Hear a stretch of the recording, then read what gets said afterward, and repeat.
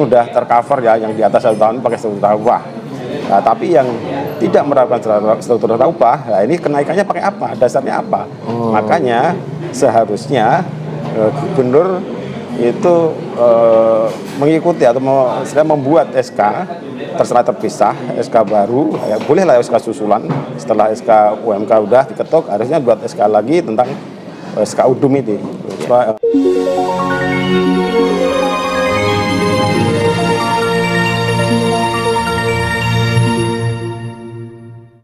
Assalamualaikum warahmatullahi wabarakatuh. Selamat siang Sobat Lem TV.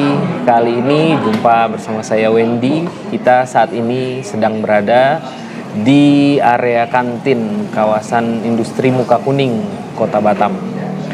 Nah, untuk siang ini kita akan coba berdiskusi, mencari informasi tentang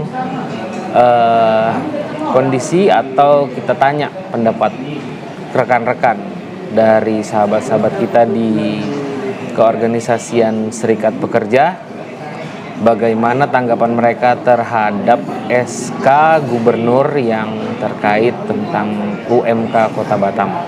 Nanti kita akan saksikan.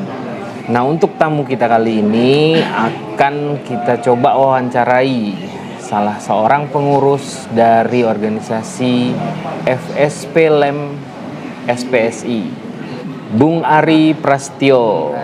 Assalamualaikum, selamat siang Bung Ari. Selamat siang. Nanti kita ngobrol-ngobrol sebentar Bung Ari. Siap. Jadi nanti kita akan ngobrol dengan Bung Ari. Beliau ini adalah salah seorang dari pengurus organisasi Serikat Pekerja di Kota Batam, lebih tepatnya pada organisasi FSP Lem SPSI Provinsi Kepri, betul Pak ya? Iya, betul. Dan beliau juga berada di Dewan Pengupahan di Provinsi Kepri. Jadi kenapa kawan-kawan dari Serikat Pekerja mendesak atau mendorong dengan kuat untuk diterbitkannya SK UDUM? Ada apa dengan SK UDUM ini? Nanti mohon dijelaskan Pak Bung Ari, bagaimana agar dapat dipahami. Semoga dari wawancara ini bisa sampai pesan penjelasan dari Pak Ari kenapa mendesaknya untuk diterbitkan SK UDUM ini. Terkait tentang hal yang baru-baru ini dari ruang lingkup ketenagakerjaan adalah penetapan UMK dari gubernur, yaitu dengan terbitnya SK penetapan UMK oleh Gubernur Kepri. Nah, tentang hal itu dari Pak Ari sebagai bagian daripada organisasi Serikat Pekerja, ada tanggapan atau hal apa yang kira-kira bisa disampaikan untuk kesempatan kali ini terkait hal itu? Silakan Pak. Untuk UMK khususnya Kota Batam ya, ini bagi kita sebagai serikat secara garis besar kita kecewa lah dengan kenaikan yang cuma 4,1%.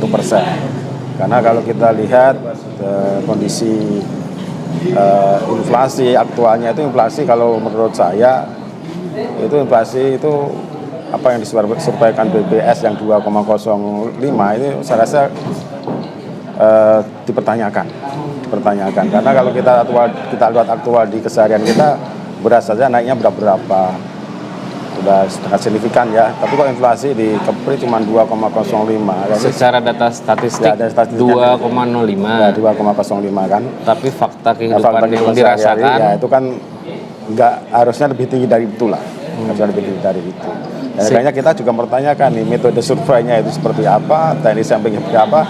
Karena kemarin waktu di rapat Dewan Pengupahan itu sempat kita tanyakan juga ke BPS dengan metodenya, kemudian tentang tekniknya dan berapa sih sampel yang diambil dari populasi seluruh warga Kepri ini. Nah, ternyata cuman 2.400 orang yang disurvei.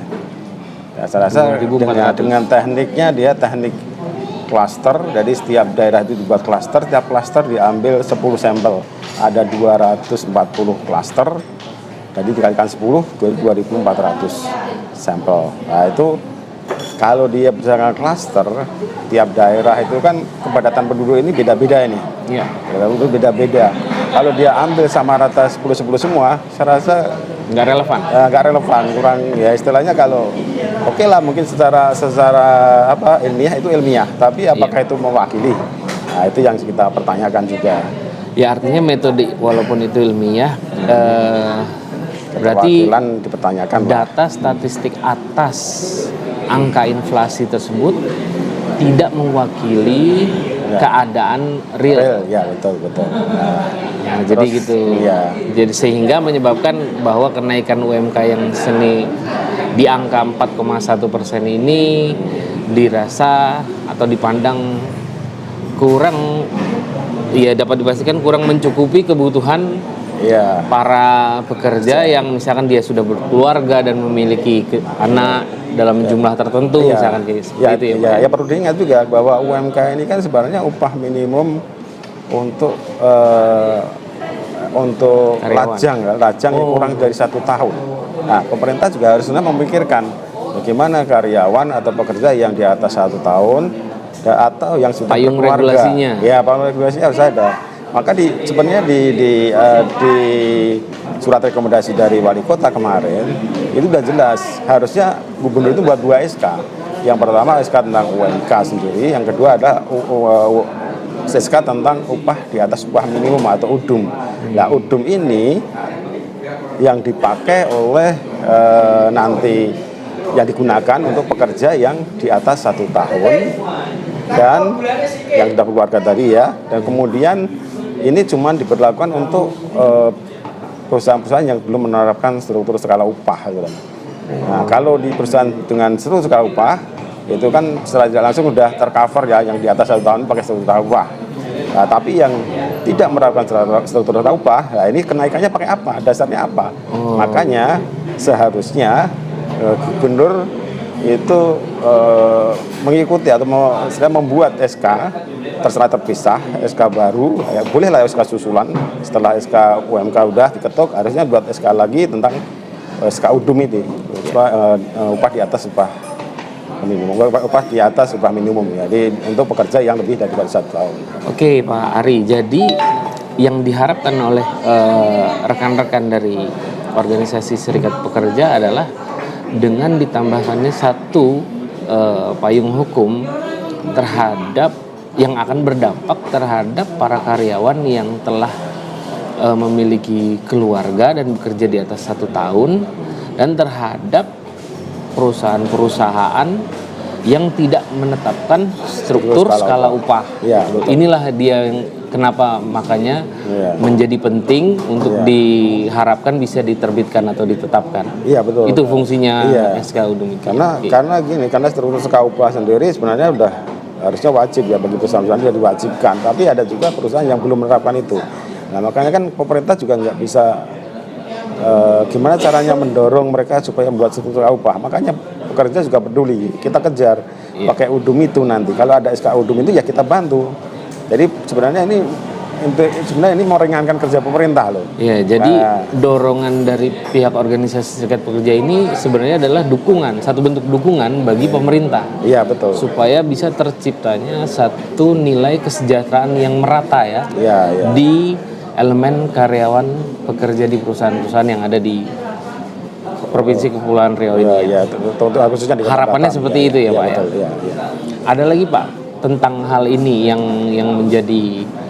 menjadi catatan atau perhatian yang perlu Bapak sampaikan? Ya harapannya ya bagi Pak Gubernur tentunya ya kita minta segera di SK-kan itu upah di atas upah minimum itu, walaupun kalau bisa ya tetap sebelum 1 Januari itu SK itu harus keluar, supaya ada ya itulah keadilan lah bagi pekerja-pekerja yang bekerja di atas 1 tahun yang tidak berkeluarga dan yang tidak ada struktur skala upah di perusahaannya.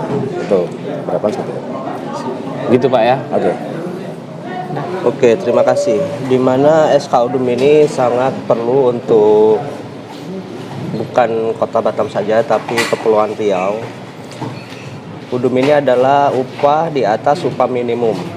Jadi, UDUM ini sejatinya adalah untuk pekerja di atas 1 tahun, di mana pekerja ini di perusahaannya tidak menerapkan struktur skala upah, maka UDUM ini bisa diimplementasikan untuk perusahaan tersebut.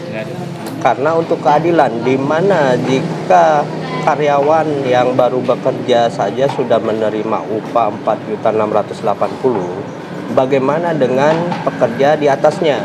Setidaknya kenaikannya lebih besar daripada pekerja yang kurang dari 1 tahun. Kenapa? 1, dari masa kerja, kemudian yang kedua prestasi, yang ketiga kebutuhan hidup, baik itu pendidikan, makanan, sandang, dan lain-lain.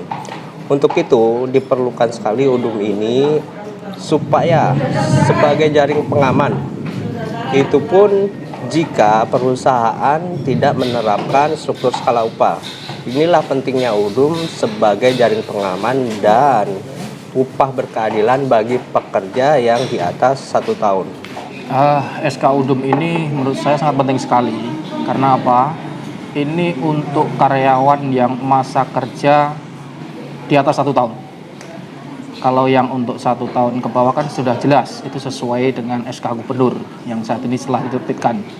Jadi SK UDUM ini menurut saya harus ditetapkan juga secara terpisah SK tersebut, karena ini untuk sebagai jaring pengaman juga di tingkat PUK, khususnya di perusahaan-perusahaan, ketika PUK tersebut melaksanakan perundingan dengan manajemen terkait dengan upah yang selain struktur skala upah diterapkan, ya SK UDUM ini harus ditetapkan.